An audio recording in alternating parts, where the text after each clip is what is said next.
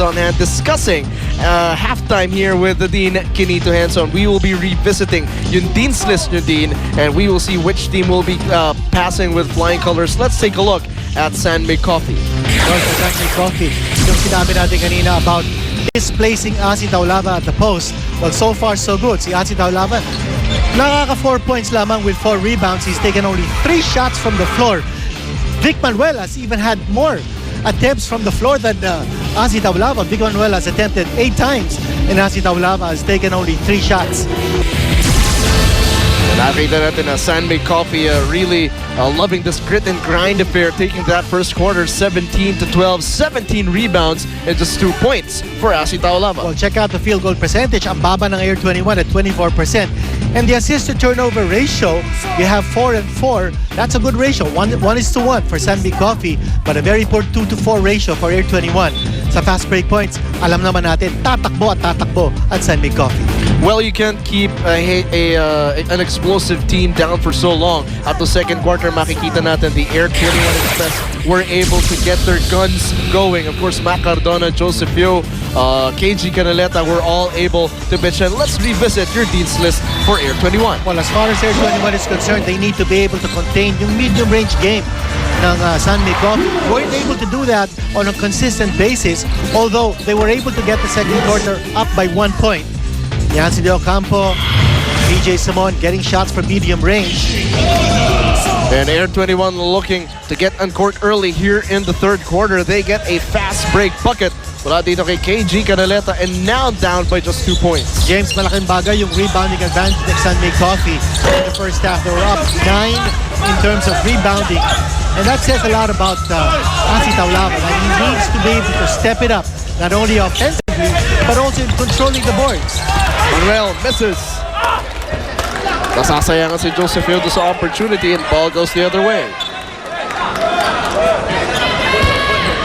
2-point advantage para sa San Mig Coffee Super Mixers, looking at like a close competitive matchup here in the second half.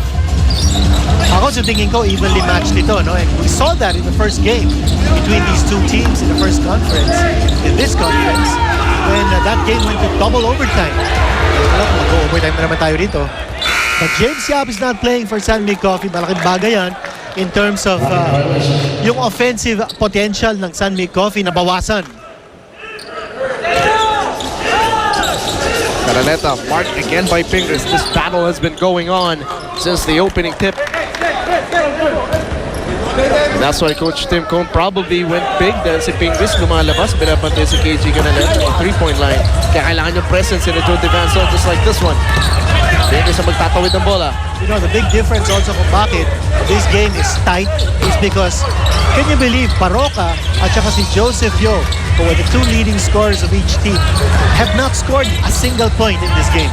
Wow, so we can expect more attempts from them here in the second half. We'll be definitely keeping an eye out for that.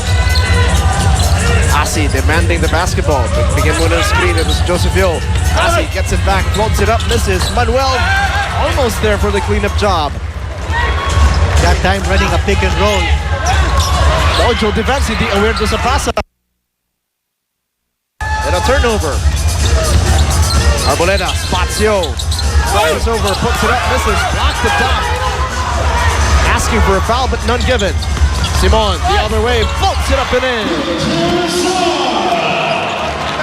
And Air 21 can't afford to make the mistake of running with San Mig Coffee. Ito, nakita natin, fast break 2 ways. Hindi nakafinish ang Air 21, but ang San Mig Coffee nakafinish.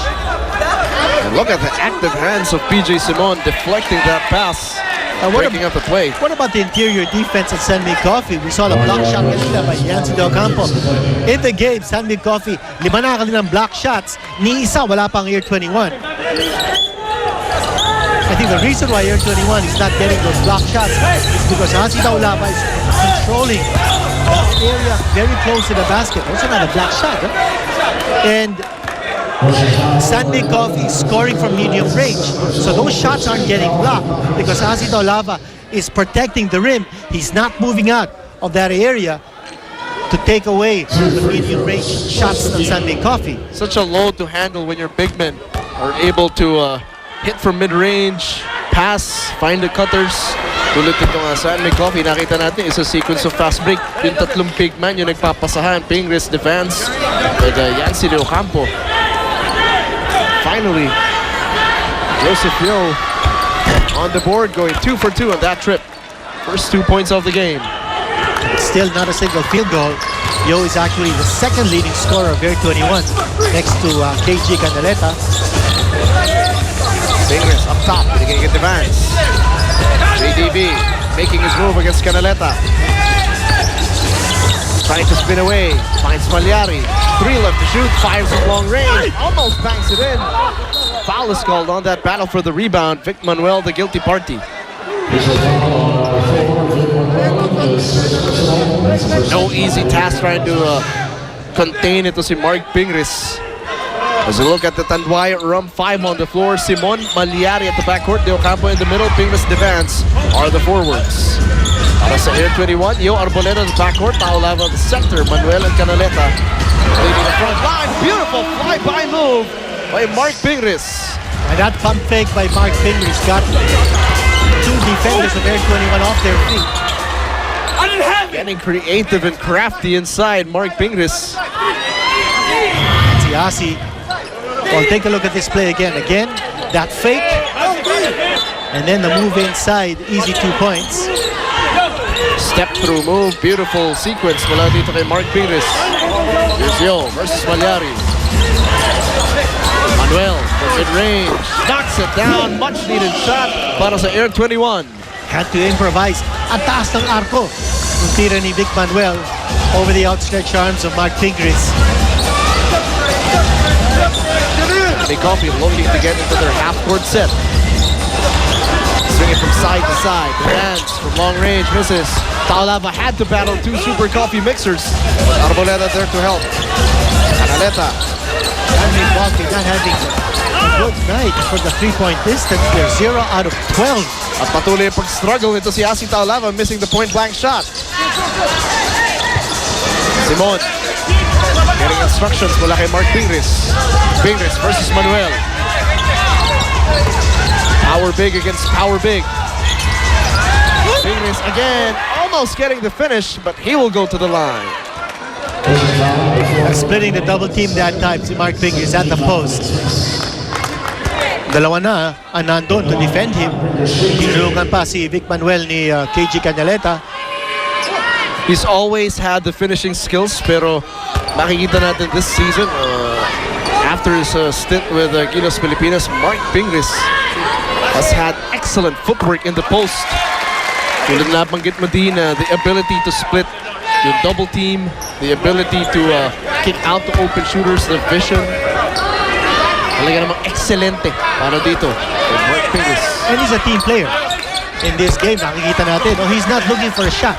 He's looking to set screens, play defense, get rebounds. Kung meron siyang pagkakataon to score, then of course he'll take it, but he's not looking to score. That's the way he is. He's a team player. 4-point lead para sa San May Coffee. Taolava. Brings it to Yo. Canaleta, top of the key. Step back jumper. That one is good. 3-point shot brought to you by PLDT Home DSL, the #1 home broadband. 10 points in the game for KG. That 3-point shot could be a big game decider. Because right now, San May Coffee, wala pa sila ng shot. Air 21, meron ng 3. Pingris almost getting into the highlight reel. Kaso, offensive foul na maipipito as you look at that smooth and suave step-back jumper by KG Canaleta, making sweet string music with the net. And Air 21 down by just a solitary point. Pinabanggit mo din, Air 21, kailangan iikot ang bola. That's what they're trying to do now. Canaleta almost foiled on the extra pass. Banks it in off the glass anyway. Well, KG Canaleta doing his scoring in a variety of ways, And taking back that the lead. That time using his length. Nakita natin ang ginawa ni KG, no? Nandun yung interior defense, but he found the opening. Peter Jun Simon quick to counter with that jumper. 1-point lead for San May Coffee and 12 points for the scoring apostle. Arboleda.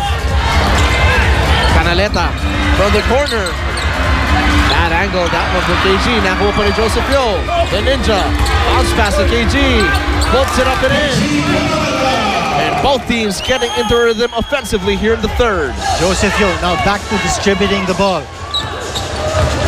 And one of the points that we took up in our Dean's List bago magsimula yung laro is Sandy Coffee needs to get Joseph Yo away from his passing comfort zone.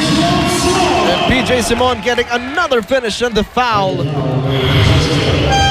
Joseph Yo in the sequence, finding a great cutting KG Canaleta for that floater and the finish. But the other way, the scoring apostle, hindi magpapatalo, hindi magpapataob. Lamang ang San Miguel Coffee 39-38. Collegiate career, his amateur days, even in his early days in the PBA, he has always been a shooting guard, a designated scorer. Pero para di sa Air 21 Express, Joseph Yo recognizes the need for playmaking. Kaya naman siya na mismo ang nag-a-adjust ng kanyang laro. Itong sinabi ni Joseph Yo, no? It's all about recognizing kung ano kailangan ng kanilang team. And for Joseph Yo, he's such a team-oriented player na feeling niya if he has to sacrifice his offense para gumaling ang kanilang team, he's gonna do it. And the way he has been passing the ball is remarkable. He's getting his points, but he's also getting his teammates to play better basketball. And you know the recognition of when to attack and when to set things up as Asi Taulava blows a dunk. Fingers the other way. Simon puts it up and blocked up top by Arboleda. So on Joseph Yo, Asi Taulava still complaining na wala daw tawag on the other end. San Miguel Coffee looking to extend this lead. PJ against Winnie. Last touch on PJ Simon. What a defensive stand here by Winnie Arboleda. Nakuha niya yung turnover against PJ Simon. He may not be as quick as he used to be, but he has a big body that he can use against scorers. That guy's rock hard. At matalinong player si Winnie. Widely veteran to si Winnie Arboleda. Mac Baroka back in the game. Hindi pa nga siya nag-i-score dito. Here's Asi. He really wants to score. Still cannot score inside, but there is a whistle. All down in the block. Si Mark Pingis na. Ang tumatao kay Asi. Nabanggit mo din na habang nag-uusap tayo before the game, Asi Taulava did heavy damage in the first half against Stock and Tex. Ngayon, hindi siya masyadong nakascore nung first half. Do you see him probably getting a court here in the second half? It could be a reversal of the trend. Exactly. In the game against Stock and Tex, bumaba ang kanyang scoring output from the first quarter to the fourth period. 11, 6, 4, and finally in the fourth period, only 2 points. And dito, you know, he's been actually conserving his energy maybe by force. Kasi ang ganda ng depensa ni Yancy De Ocampo sa kanya. And now it's Mark Pingers who's taking care of Asi at the post, missing his first free throw. Of course, you have to credit yung depensa nito Sampayan Brigade against the Rock. In one sequence, nakita natin tatlong blue shirts yung nag-converge kay Asi Taulava when he was taking it strong to the bucket. As Asi gets a split from the stripe, 5 points in the game. Actually, a dangerous situation for San Miguel Coffee because si Asi Taulava hindi pa nga nagpapakita to, no? And he certainly has a lot more to show. Trying to go reverse, but he was fouled. And this pick and roll combination of Mark Baroka, the Coffee Prince, and the Pinoy Sakuragi, Mark Pingris. It has been a lethal combination. For San Miguel Coffee, the first time nakita natin yan is Mark willing to be aggressive. At alam din ni Mark Pingris that in that pick and roll situation, sino ba makakahabol sa kanya? When he's rolling hard to the basket, he's got the quickness to be able to make that quick first step against his defender. And I'm sure ito si Mark Baroka has been getting pointers from Olsen Racela, from the Flying A, on how to properly execute. You're gonna pick and roll. He has a lot of finishers on the San Miguel Coffee squad. Pingris, one-on-one against Canaleta. Asi was there to help. Simon penetrates, takes off 3 defenders in the air, and he will go to the line. Yung ability to penetrate, and that's something you have to say about PJ Simon. Nakahanap siya ng butas, and then he's such a shot maker that he was able to get the defenders to move away from their feet. Simon makes the first one. Be a liver lover with Liberate Silimarine Capsule. It's liver lover, boy. The ability to be able to create offense not just for yourself but also for your teammates. The ability to suck in the defense, a crucial weapon para dito kay Coach Tim Cone whenever PJ Simon is on the floor. 16 points now for PJ. James Yap, hindi makakalaro. And Mac Baroka still scoreless in this game. Canaleta. 6 left to shoot. Arboleda nagulit pa sa pasa. Fires anyway. Taulava up high for the board. And a fresh shot clock para sa Air 21. Cardona spins, shoots, couldn't score. He recovers. Floater in the lane. That's good for Captain Hook. Asi Taulava making that play possible by keeping the ball alive. Matt Cardona relentless on the shot. 1 try, 2 tries, and finally third one is the charm. As the snatcher takes it away, takes it all the way, couldn't score, but Canaleta throws it down. KG Canaleta, the trail job and the finish in Air 21 with a 2-point lead. Here's the takeaway, almost a breakaway, but fortunately KG Canaleta up high and down hard. At James, matagal-tagal lang hindi natin nakikita yung snatching ability ni Winnie Arboleda. Tayo nagbinyag sa kanya yung kanyang nickname, the Snatcher. Ginawa na naman niya kanina when he stole the ball. Such a then he sneaky raced player. up court. Oh yeah. Such a sneaky player, talking about Winnie Arboleda. KG Canaleta had the good sense na mag-trail dito kay KG Canaleta. Nagmintis nga dahil yung layup ni Winnie Arboleda when he was challenged by the defense, and then KG with the highlight of the night so far. And he puts Air 21 up by 2. As you see, Winnie Arboleda getting stretched. Nabanggit nga natin, di na young legs yan. So kailangan onting stretching, you know. Keep yourself, okay pa si Winnie. He's back on the floor. Yeah. Just to show the young bloods that he can still run with the rest of them.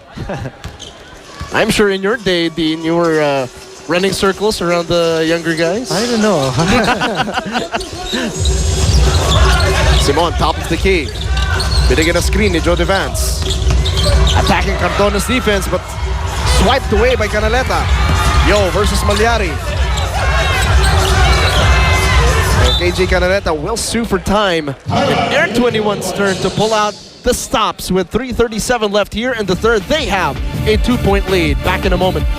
Thank you for joining us here at the Mall of Asia Arena. At may bagong pakain ang ulalam para sa PBA Tropa fans of the day. Bagong ulalam Tropa Pack. Busog na busol bang 49 pesos lang. Available in sisig na astig, bistek na wala stick, at giniling mo baby flavors. Masarap, malaman, ka-convenient. Ulalam Tropa Pack. Di lang basta ulam.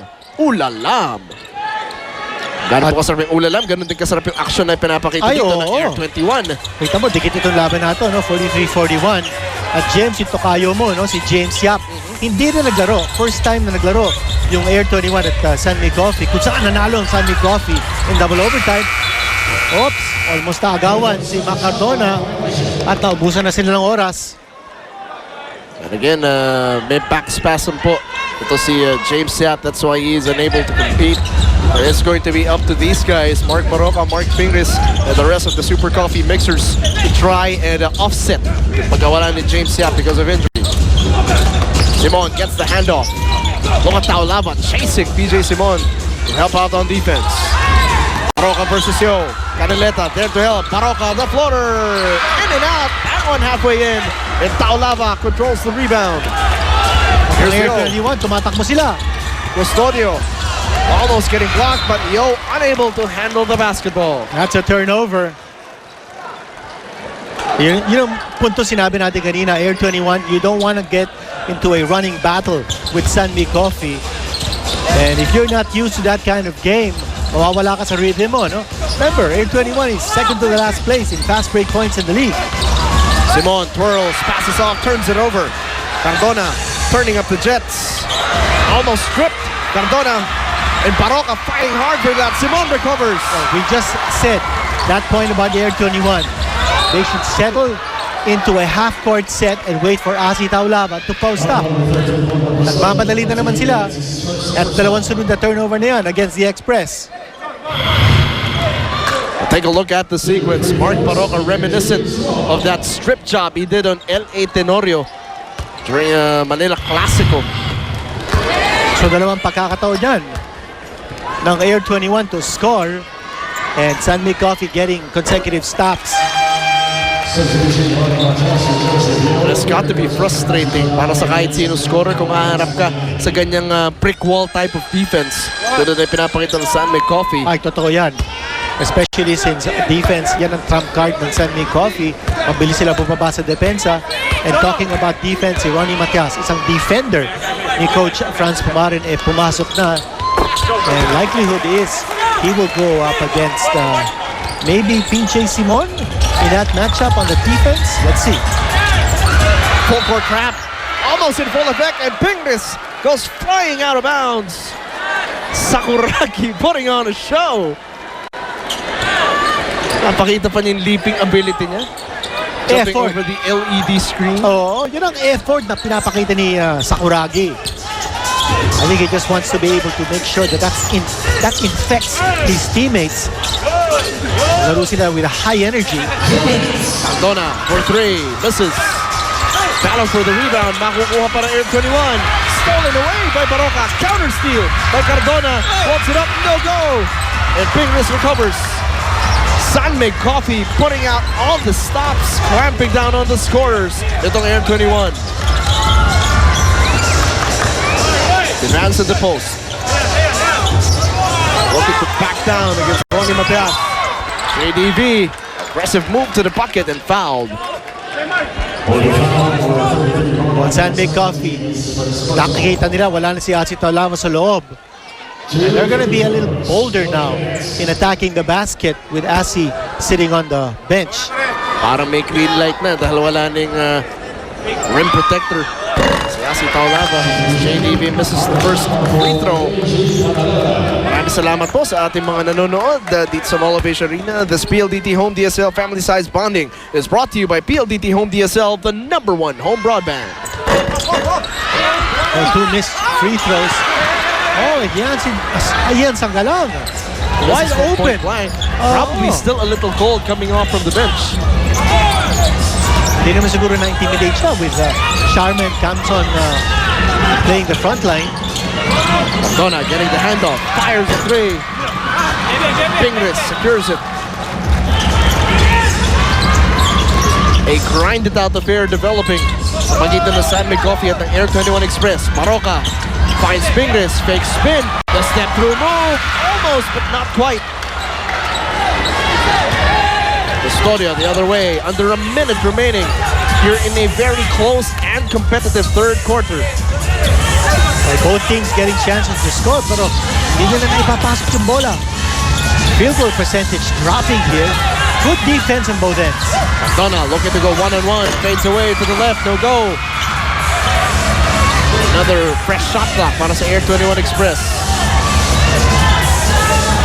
Captain Hook had a good stretch in the second quarter.